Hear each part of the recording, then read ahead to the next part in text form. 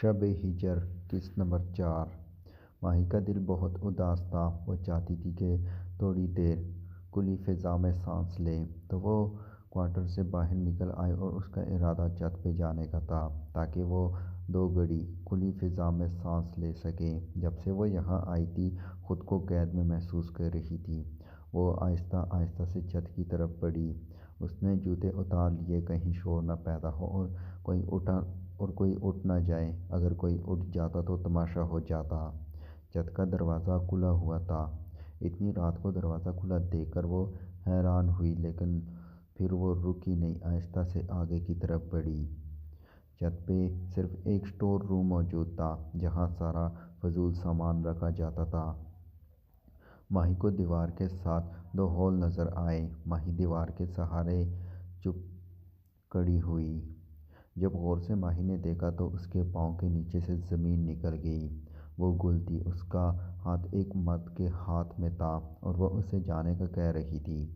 5 minute بعد وہ دیوار کے سہارے نیچے اترنے لگا تو ماہی نے اپنے قدم پیچھے کی طرف موڑے اور جلدی جلدی نیچے جانے لگی تاکہ گل نہ دیکھ لے۔ جب گل نے قدموں کی آواز سنی تو وہ جلدی سے تعاقب میں بھاگی لیکن دیکھ نہ سکی کہ کون ہے، باقی آج تک کوئی ملازم اوپر نہ آیا تھا۔ شیردل یہاں موجود نہ تھا۔ وہ دل میں بہت پریشان تھی لیکن خود پہ قابو پا چکی تھی کہ چلو کل دیکھیں گے کون تھا۔ ناشتے کی ٹیبل پہ سب گھر والے نارمل تھے تو گل کو ماہی پہ شک ہوا تو اس نے ماہی کو اپنے کمرے میں بلایا۔ ماہی ڈرتے ڈرتے اس کے کمرے کی طرف بڑھی۔ آپ نے بلایا؟ ماہی نے دروازے میں کھڑے ہو کر پوچھا۔ ہاں اندر آؤ۔ گل نے ماہی کو اندر داخل ہوتے دیکھ کے جلدی سے دروازہ بند کیا۔ جی، کل رات تم چھت پہ آئی تھی؟ گل نے ڈائریکٹ سوال پوچھا۔ نہیں بی بی، میری طبیعت ٹھیک نہیں تھی، میں تو جلدی دوائی کھا کر سو گئی تھی اور صبح اٹھی اور کام پہ آئی ہوں، میں پھر حویلی میں نہیں آئی تھی۔ ماہی نے بنا کسی ایکسپریشن کی بات ختم کی۔ گل نے 1 منٹ خاموشی سے اسے دیکھا اور اس کی طرف بڑھی اور پیچھے بالوں سے پکڑا۔ اگر وہ تم تھی تو تم نے کچھ نہیں دیکھا، اگر تم نہیں تھی تو یہ تو اور اچھی بات ہے، لیکن اگر کوئی بات تم نے باہر نکالی یا کسی کے منہ سے سنا تو پھر تمہارا جینا حرام کر دوں گی۔ دفعہ ہو جاؤ۔ گل نے ماہی کے بال چھوڑتے ہوئے اسے باہر کی طرف دکھا دیا اور اس کے منہ پہ دروازہ بند کر دیا۔ ماہی نے خاموشی سے اپنے آنسو پونچھے اور نیچے کی طرف بڑھ گئی۔ شیردل بے دلی سے یونیورسٹی کا کام کر رہا تھا۔ 2 مہینوں تک اسے ڈگری مل جانی تھی۔ اس نے سوچ لیا تھا کہ پھر وہ اس شہر کا رخ بھی نہیں کرے گا۔ ایک پروجیکٹ پہ اسے کام ملا ہوا تھا، وہ اسے مکمل کر رہا تھا، ساتھ چائے کا بہت بڑا مگ رکھا ہوا تھا۔ اچانک اس کا فون بجا تو اس نے بنا دیکھے کال اٹینڈ کر لی۔ اس کی نظریں ابھی بھی لیپ ٹاپ پہ مرکوز تھیں۔ السلام علیکم۔ وعلیکم السلام بابی سائیں۔ وہ حیران ہوا، آج پہلی دفعہ گل نے اسے کال ملائی تھی۔ گھر میں سب کیسے ہیں بابی سائیں؟ شیردل نے سب گھر والوں کی خیریت دریافت کی۔ ادھر سے میں نے آپ کو کچھ بتانے کے لیے کال کی تھی۔ کیا بتانا ہے گل؟ شیردل نے لیپ ٹاپ کی اسکرین کو آف کیا اور فون کی طرف متوجہ ہوا۔ آدا سائیں، کل میں نے اس لڑکی کو اس کے یار کے ساتھ رات کو پکڑا تھا۔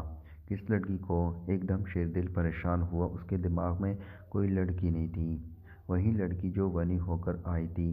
گل کے کہنے پہ اس کے دماغ کی رگیں تن گئیں۔ گل، میں اسے بیوی نہیں مانتا، اس کی حیثیت میرے لیے ایک نوکرانی کے برابر ہے۔ جس دن میں اس کے بھائی بلاج کا قتل کر دوں گا اس دن اسے اس بے نام رشتے سے چھٹکارا دے دوں گا۔ آدا سائیں، وہ آپ کے لائق بھی نہیں ہے۔ گل کا دل خوشی سے جھوم رہا تھا۔ پھر شیردل نے اللہ حافظ کہہ کر کال اینڈ کر دی اور ایک بے نام سی نفرت ماہی کے لیے اس کے دل میں جاگر ہوئی۔ اس کے ذہن کے پردوں میں ماہا کا عکس لہرایا۔ وہ دونوں یونی کے گراؤنڈ میں بیٹھے ہوئے تھے۔ پتہ ہے شیردل، جب ہمارا تم سے شادی ہوگا نا تو ہم اپنا موبائل استعمال نہیں کرے گا۔ ماہی نے شیردل کا ہاتھ پکڑتے ہوئے کہا۔ وہ اکثر دل سے پٹھانوں کے لہجے میں بات کرتی تھی۔ جب بہت زیادہ وہ نخرے دکھانا چاہتی تو تب یہ لہجہ استعمال کرتی تھی۔ کیوں ماہا، کیوں استعمال نہیں کرو گی؟ شیردل نے حیرت سے پوچھا۔ تب تم میرے پاس ہوگے اور مجھے کسی سے بات کرنے کی ضرورت نہیں ہوگی، صرف بھائی اور امی ابو سے کرنی ہوگی، وہ میں تمہارے فون سے کر لوں گی۔ اوکے میری جان، شیردل نے ماہا کا ماتھا چوما۔ وہ لڑکی اس کے لیے سب کچھ چھوڑنا چاہتی تھی، اور جو اسے ملی تھی وہ اس کی موجودگی میں دوسرے لڑکوں سے ملتی تھی۔ چاندنی رات تھی، پورا چاند آسمان پہ جگمگا رہا تھا۔ ماہی لان میں آ کر نیچے بیٹھ گئی اور آسمان پہ چاند کو دیکھنے لگی جو پوری آب و تاب سے چمک رہا تھا، اور خود کے بارے میں سوچنے لگی، کیا تھی وہ اور کیا ہو گئی؟ کتنے بڑے بڑے دعوے کرتی تھی، آج وہ دعوے کہاں ہیں؟ آج وہ خود کو مظلوم لگ رہی تھی۔ وہ ایسی بدبخت عورت تھی جس نے اپنے سر کے سائیں کو نہیں دیکھا اور نہ اس کے سائیں نے اسے دیکھنے کی کوشش کی۔ اور ایک شیردل تھا، وہ پورا دن یونہی میں اسے پاس رکھتا تھا، اس کے بعد ہاسٹل جانے کے بعد اسے بار بار پکس مانگتا اور ویڈیو کال پہ رہتا تھا۔ کوئی دیکھنے کو ترستا تھا اور کسی کو مل گئی اسے دیکھنے کی فرصت نہیں۔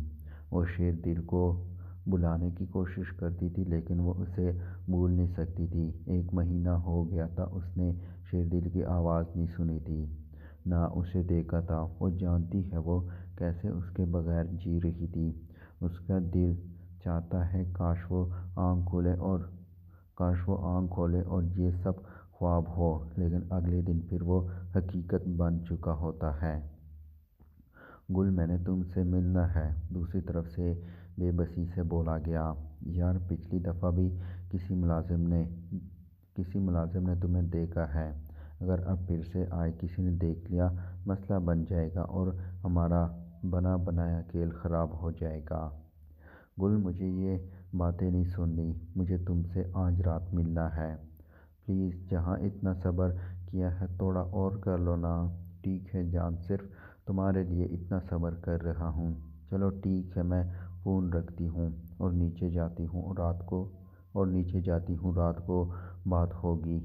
گل نے کال اینڈ کی اور نیچے کی طرف بڑھ گئی۔ آج ماہی سے گل سارے گھر کو دھلوا رہی تھی، لیکن گل نہیں جانتی تھی اب ماہی عادی ہو چکی ہے کام کی۔ وہ ہر وقت خود کو مصروف رکھنا چاہتی ہے تاکہ کسی نامحرم کو نہ سوچے، ورنہ 1 منٹ بھی وہ بیٹھ جائے تو وہ شیردل کو سوچنے بیٹھ جاتی تھی۔ رات کو 7 بجے تک وہ کام سے فری ہوئی تو اسے لان میں مہرین بیگم نظر آئی تو ماہی ان کی طرف بڑھی۔ اس گھر میں صرف یہی عورت اسے مہربان نظر آتی تھی۔ وہ کبھی ان کے ساتھ نہیں بیٹھی تھی لیکن آج اس کا دل چاہ رہا تھا کہ وہ کسی کے ساتھ بیٹھے۔ ماہی ان کے قریب پہنچ کے زمین پہ بیٹھ گئی۔ تم نیچے کیوں بیٹھ رہی ہو؟ اوپر بیٹھو، مہرین بیگم نے اسے نیچے بیٹھتے ہوئے دیکھ کے ٹوکا۔ نہیں بی بی سائیں، میری جگہ نیچے ہی ہے۔ ماہی کے لہجے میں کوئی شکوہ نہ تھا، بس اداسی تھی۔ وہ جب آئی تھی تو بہت خوبصورت تھی لیکن اب چہرے پہ زردی گھل گئی تھی۔ وہ اپنی عمر سے بڑی لگنے لگی تھی، آنکھوں کے گرد حلقے پڑ چکے تھے۔ بیٹا، تمہیں اپنا خیال رکھنا چاہیے، اپنی حالت دیکھو، تم نے اپنی کیا حالت بنا رکھی ہے۔ انٹی، میں کس کے لیے اپنی حالت سدھاروں؟ میں کس کے لیے اپنا خیال رکھوں؟ میرا یہاں کون ہے؟ بے اختیار اس کی آنکھیں بہنا شروع ہو گئیں تو مہرین بیگم نے اسے ہاتھ سے پکڑ کر اوپر اپنے ساتھ بٹھایا۔ تو یہ بات مت بھولو کہ تم میرے بیٹے کی بیوی ہو، یہ بات چاہ کے بھی میں بھول نہیں سکتی، ماہی نے آنسو پوچھتے ہوئے کہا۔ بیٹا، تم لوگ کوکنگ سیکھ لو، مرد کے دل کا راستہ معدے سے ہو کر گزرتا ہے۔ مجھے اب کوکنگ آ جاتی ہے، تمہیں پتہ ہے میرے بیٹے کو بریانی بہت پسند ہے۔ اور وہیں ماہی کے دماغ میں وہ ظالم آیا۔ دیکھو، تم کچھ مت سیکھنا اور تمہیں کوکنگ کرنے کی ضرورت نہیں، صرف ایک بریانی سیکھ لینا۔ ماہی نے تمام سوچوں کو پرے کیا اور مہرین بیگم کی طرف متوجہ ہوئی جو مسکرا کے اس کی طرف دیکھ رہی تھی۔ مجھے بریانی بنانی نہیں آتی۔ وہ نہیں جانتی تھی اس نے کیوں جھوٹ بولا، لیکن اس پل اس نے جھوٹ بول دیا تھا کیوں کوئی بات نہیں بیٹا، تم سیکھ لو۔ Okay aunty. گل کو اس پل ماہی کو خوش دیکھ کے پتہ نہیں کیوں حسد محسوس ہوا۔ آج اتنے عرصے بعد ماہی تھوڑی خوش ہوئی، لیکن وہ نہیں جانتی تھی کہ یہ خوشی عارضی ہے۔ وہ خوشی خوشی جا کر اپنے بستر پر لیٹ گئی اور اپنے سر کے سائے کے بارے میں سوچنے لگ گئی۔ وہ کیسا دکھتا ہوگا؟ کیا وہ ہینڈسم ہوگا؟ کیا ہوگا ہمارا؟ کیا کبھی وہ مجھے اپنائے گا؟ کیا وہ میرین بی بی جیسا ہوگا؟ بہت سے سوال اس کے دماغ میں گردش کر رہے تھے، لیکن ان کے جواب وہ خود بھی نہیں جانتی تھی۔ پہلی دفعہ اسے ہٹ کے محسوس ہوا تھا۔ اگلی صبح وہ حویلی آئی اور جلدی سے سارے کام نپٹائے۔ میرین بیگم اور اشنا بیگم نے گاؤں میں شادی پہ جانا تھا۔ گل تو جب سے بیوہ ہوئی تھی کہیں آ جا نہیں رہی تھی۔ گل کو آج موقع مل گیا تھا کہ وہ ماہی کو مار سکے۔ ماہی مجھے ناشتہ دو، ماہی مجھے ناشتہ دے دو۔ گل نے سیڑھیاں اترتے ہوئے ماہی کو حکم دیا، تو ماہی نے خاموشی سے ناشتہ ٹیبل پر سیٹ کرنا شروع کر دیا۔ گل ناشتے میں پراٹھا اور چائے لیتی تھی۔ ماہی اس چائے میں پتی کم ہے، جا کے پھر سے بنا کے آؤ۔ ماہی خاموشی سے اس کے سامنے سے مگ لے کے چلی گئی اور 5 منٹ میں دوبارہ چائے بنا کے حاضر ہوئی۔ اب تم نے پتی تھوڑی زیادہ ڈال دی، جاؤ صحیح بنا آؤ۔ ماہی کی برداشت جواب دینے لگ گئی۔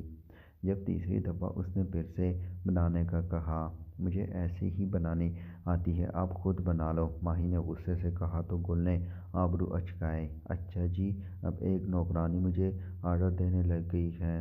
گل طنزیہ مسکرائی اور سامنے رکھی چائے ماہی کے اوپر پھینک دی۔ وہ چائے ماہی کے پیٹ کو جلاتے ہوئے پاؤں میں جا گری۔ ماہی نے زوردار چیخ ماری اور پیچھے کی طرف بھاگی۔ آج وہ جانتی تھی کوئی اسے گل سے نہیں بچا سکتا، تو وہ جا کر کوارٹر میں خود کو بند کر لیا اور گھر والوں کے آنے کی دعا مانگنے لگ گئی اور گل روم کی طرف بڑھ گئی۔